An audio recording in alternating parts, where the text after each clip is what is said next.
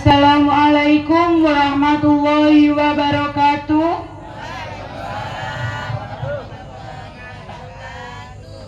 Selamat pagi dan salam sejahtera bagi kita semua. Yang terhormat Bapak Lurah Banjarsari, Bapak Sabardianto SAP, Bapak Ketua RT 03 Banjarsari, Bapak Haji Juwaini SE, Bapak, Ibu dan seluruh warga masyarakat Desa Banjarsari yang kami banggakan. Puji syukur marilah senantiasa kita panjatkan kehadirat Tuhan Yang Maha Esa, karena atas rahmat dan karunia-Nya pagi ini kita masih diberi kesempatan untuk berkumpul bersama dalam keadaan sehat walafiat guna melaksanakan upacara peringatan kemerdekaan Republik Indonesia yang ke-80. Hadirin yang kami hormati, upacara kemerdekaan Indonesia yang ke-80 segera dimulai.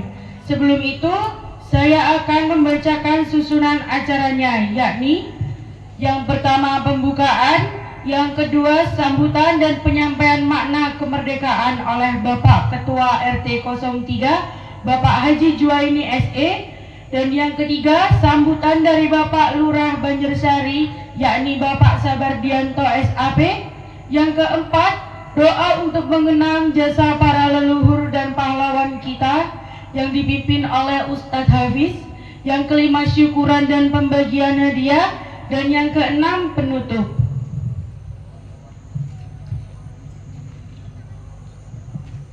Untuk yang pertama pembukaan, marilah kita membacakan basmalah bersama, Bismillahirrahmanirrahim. Dan untuk yang kedua, menyanyikan lagu Indonesia Raya.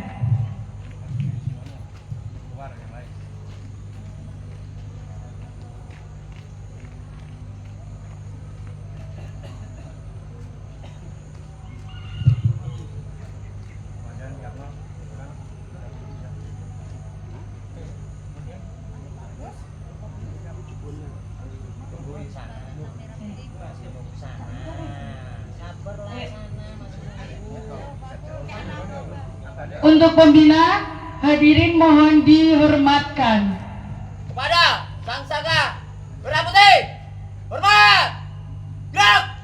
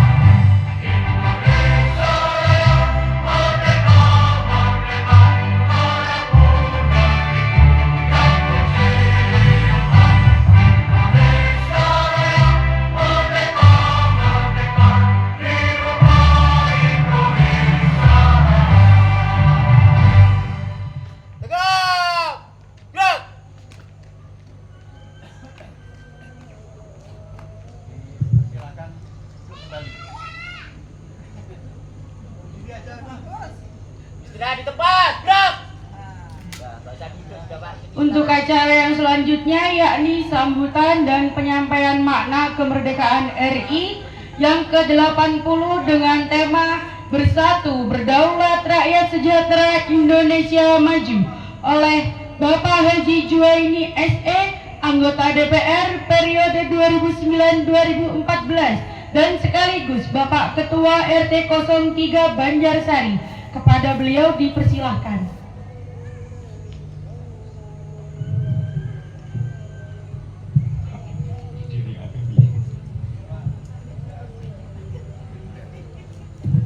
Nanti kuat ya, saya 2 jam ya. Oke, siap. Nah, makanya masuk 2 jam Bismillahirrahmanirrahim. Assalamualaikum warahmatullahi wabarakatuh. Alhamdulillahilladzi hadana li hadza wa ma kunna linahtadiya laula an hadanallah. Assalatu wassalamu ala habibillah Muhammadin abdillah wa ala alihi wa sahbihi wa mawalah amma ba'du. Merdeka! Merdeka! Satu lagi memperingati peristiwa 1948 di Surabaya ada Allahu Akbar. Yang saya hormati dan saya banggakan Bapak Lurah Banjarsari. Alhamdulillah kita punya Pak Lurah baru. Ini artinya baru juga. Yang saya hormati Pak Ustadz yang alhamdulillah bersedia berkorban untuk mengajari masyarakat Banjarsari, anak-anak terutama untuk ngajinya. Dan yang saya hormati Ketua Panitia Mas Beni dan semua panitia yang saya hormati, dan khususnya warga RT 03, ibu-ibu, bapak-bapak. Ini saya ucapkan banyak terima kasih. Ibu-ibu sudah 3 malam tidak tidur buat jajan-jajan. Katanya saya suruh nyambut sebentar karena khawatir mampu katanya. Karena ini buat jajannya sudah 3 hari, Pak. Jadi sebelum saya memulai, tadi MC untuk menyampaikan tausiah tentang kemerdekaan ataupun terjadinya negeri ini. Saya ada kuis dulu sebelumnya, satu aja. Nanti kuisnya 3 kali. Jadi saya ingin menyampaikan, nanti yang bisa jawab saya kasih hadiah 50.000. Ini jadi saya ingin nanya tentang pahlawan nasional yang beliaunya itu berdarah-darah dan darahnya masih netes tetapi masih memimpin perang. Baik itu dari Jawa Tengah. Siapa yang bisa menjawab? Saya kasih 50.000. Mati murah, Pak. Nah. Ayo. Jawabannya. Siapa? Ayo jawabannya apa?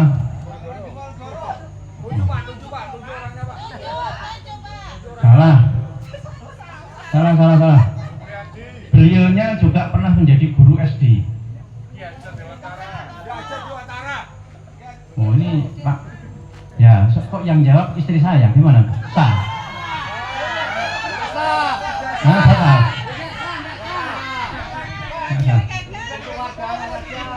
Kalau gagal diganti pertanyaannya satu lagi. Tokoh perempuan nasional, yang Banyuwangi. Yang ayo untuk tokoh nasional Kabupaten Banyuwangi. Iya. Saya awalan huruf F. Yang huruf F. Banyuwangi, masa orang Banyuwangi asli nggak tahu? Ya, masih salah. Nah itu yang betul, saya lihat, mau maju ke depan.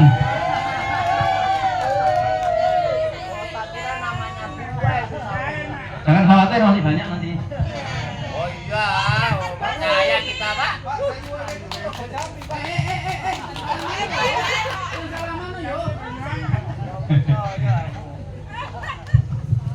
Oke, mohon izin saya akan cerita. Anggap saja ini sebuah dongeng, tapi sebetulnya ini sejarah yang masyarakat khususnya anak-anak yang kelahiran 90 ke atas banyak yang nggak tahu tentang terjadinya Republik ini dan siapa para tokoh-tokoh, para pejuang. Maka saya ingin menyampaikan sedikit sepintas, karena kalau disampaikan secara keseluruhan ya cukup panjang betul sampai 2-3 jam. Iya, Pak, lumayan. Jadi Indonesia itu kan dijajah Belanda, yang negaranya Belanda itu adalah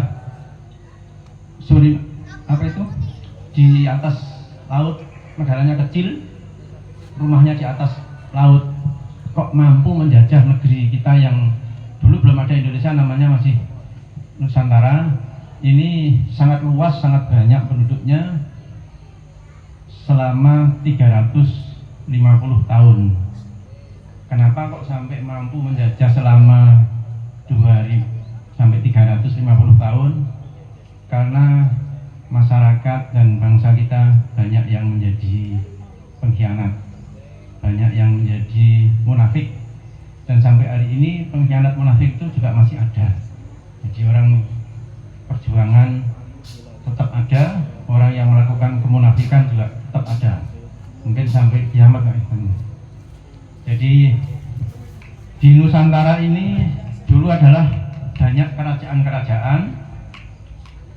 Kerajaan yang terbesar salah satunya adalah Kerajaan Sriwijaya yang ada di Sumatera. Setelah itu dia di Kepulauan Sumatera maksud saya. Setelah itu runtuh di Pulau Jawa Kerajaan Kediri. Kediri runtuh, dilanjutkan di Singosari. Nah, Singosarinya juga runtuh, maka dilanjutkan atau kekuasaan alih ke Kerajaan Majapahit yang ada di Mojokerto, di daerah Trawulan. Jadi saya pernah datang ke sana membaca buku sejarah di museumnya di Trawulan itu, karena kebetulan saya punya keponakan kerja di dinas pariwisata dan dia jaga di situ, sehingga saya puas membaca seluruhnya, dan barang-barang peninggalan termasuk arca, barang-barang itu sangat luar biasa. Jadi kalau diceritakan nanti cukup panjang, tapi kalau ada rezeki besok aja bareng-bareng saya ke sana. Jadi di Majapahit itu yang terkenal dengan patih bernama Gajah Mada dengan sumpah palapanya. Beliau itu, tokoh itu tidak akan makan nasi ataupun buah-buahan ataupun sayuran hasil alam ini sebelum menyatukan Nusantara. Ada Kerajaan Pasundan sampai ke Sarawak lah intinya. Pada tahun 1334, pada tahun itu Gajah Mada sudah menguasai Nusantara sampai Sarawak, bahkan sampai ke Filipina, ke negara-negara itu sangat luar biasa. Nah, waktu itu ketika kita gemah, lipah, loh sinawi dan sangat kompak, maka datang pasukan Tartar dari Cina, bangsa Mongol, dengan bawa kapal itu ingin ngasih surat kepada Raja Majapahit, sing intinya disuruh takluk dan suruh bayar upeti. Apa yang terjadi? Dengan keberanian Patih Gajah Mada dan para pasukan kita, maka pasukan itu ketika menyerahkan surat ke kerajaan, kupingnya dipotong, telinganya itu dipotong oleh Kerajaan Majapahit. Padahal pasukan Tartar, pasukan Mongol itu ditakuti di seluruh dunia. Bangsa Timur Tengah pada takut dengan kekuatan Cina yang punya pasukan Tartar itu. Tetapi dengan peristiwa telinganya dipotong itu, kaget, dunia dikagetkan. Dulu belum ada media ya, tapi akhirnya pasukan Mongol kembali, dan jenderalnya dalam peperangan itu mati satu, dibunuh oleh pasukan Nusantara.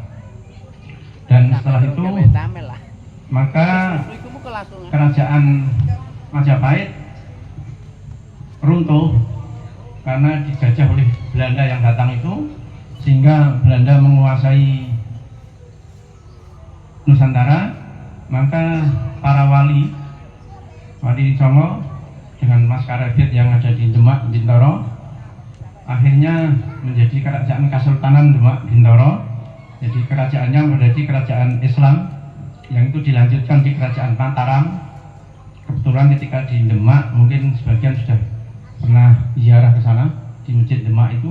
Kalau ingin membaca tentang berdirinya kerajaan Islam pertama, nah, sampai akhirnya pindah dalam cerita singkatnya, terus berpindah di Kerajaan Yogyakarta. Di Kerajaan Yogyakarta dengan Sri Sultan ke-1 sampai sekarang, Sri Sultannya yang ke-9. Hari ini Sri Sultan ke-9 masih ada situ saya ingin menyampaikan kejamnya Belanda sangat luar biasa, sehingga ada seorang anak bangsa di tahun 1912 namanya Bapak Darwis yang sekarang kita kenal dengan Yai Haji Ahmad Dahlan. Beliau mendirikan sebuah organisasi yang mau saya sampaikan. Ketika mendirikan organisasi itu, subhanallah, dengan biaya sendiri di ruang teras mendirikan sebuah MI madrasah. Ketika itu meminta izin kepada pemerintahan Hindia Belanda, prosesnya panjang sampai 2 tahun baru dapat izin. Setelah dapat izin, alhamdulillah berdirilah sebuah organisasi yang disebut organisasi Muhammadiyah. Maka di pondok di Kauman sampai sekarang masih ada, itu madrasahnya masih ada, SD-nya masih ada. Ketika Yai Haji Ahmad Dahlan untuk membiayai para gurunya itu tidak mampu, kehabisan biaya karena mandiri, maka seluruh perabotan rumah tangga termasuk baju, alat-alat dapur, semuanya itu dikeluarkan, ditabuh kentongan itu. Kalau sekarang kan belum ada sound system ya, tabuh kentongan untuk diumumkan untuk dilelang. Karena tidak, apa kok Pak Yai kok sampai semuanya dikeluarkan untuk dilelang? Maka Pak Yai jawab, saya tidak mampu lagi biayai guru-guru. Apa yang terjadi? Semua saudagar, semua pengusaha pada datang dan membeli barang-barang itu dengan harga yang sangat berlipat, mungkin lipat 3 kali, 4 kali, dibeli semuanya, tetapi barang-barang itu tidak diambil, dikembalikan lagi kepada Yai Haji Ahmad Dahlan. Dan maka berlanjut dan itu berdiri dan telah melahirkan sebuah organisasi yang besar, melahirkan anak-anak bangsa, termasuk melahirkan Jenderal Sudirman tadi. Jenderal Sudirman tadi adalah guru, salah satu guru di madrasah. Nah, ini yang saya sampaikan anak-anak. Mungkin anak-anak ini kan tidak tahu, apalagi yang kelahiran tahun 90 ke atas ya. Jadi anak zaman no, anak zaman milenial itu kan taunya minta dan selalu menyalahkan orang tua, kurang. Seorang guru di dalam pemerintahan kolonial Belanda, Hindia Belanda, itu sangat ketat di dalam pengawasannya. Sampai-sampai dalam sejarah itu orang-orang para ustadz, para guru itu dikejar-kejar sampai masuk ke hutan, sampai bertahun-tahun. Masuknya ke hutan oleh tentara-tentara Belanda itu dibiarkan karena tidak takut, karena yang dibawa adalah kayu. Dikiranya kayu bakar, tetapi adalah pohon singkong. Jadi walaupun di hutan itu sampai bertahun-tahun, mereka masih hidup walaupun dijaga ketat oleh tentara Belanda, tetapi masih hidup dengan membawa kayu tadi untuk bahan makanan di hutan. Itu tidak salah jajan. Berikutnya di tahun 1926 lahir sebuah organisasi yang dipimpin oleh Yai Haji Hasyim Asy'ari di lanjut ya. Jadi sebuah perjuangan, saudara-saudaraku, dulu bapak-bapak kita atau nenek moyang kita ketika tangannya itu salaman halus atau berpakaian bersih itu dikejar-kejar oleh Belanda. Maka para ustadz, para guru-guru ngaji itu kalau siang ke sawah, tetap masuk gegerip biar kepanasan. Karena kalau kumpul-kumpul begini diperiksa oleh Belanda, kalau gegernya halus itu langsung ditangkap. Kalau gegernya halus itu berarti kan tokoh, berarti kan orang-orang yang menggerakkan Mesir Belanda itu. Nah, maka para pejuang itu datang, guru-guru itu kalau siang memang berjemur sekalian, soalnya gegernya nanti kalau dikontrol kan hitam dan tangannya itu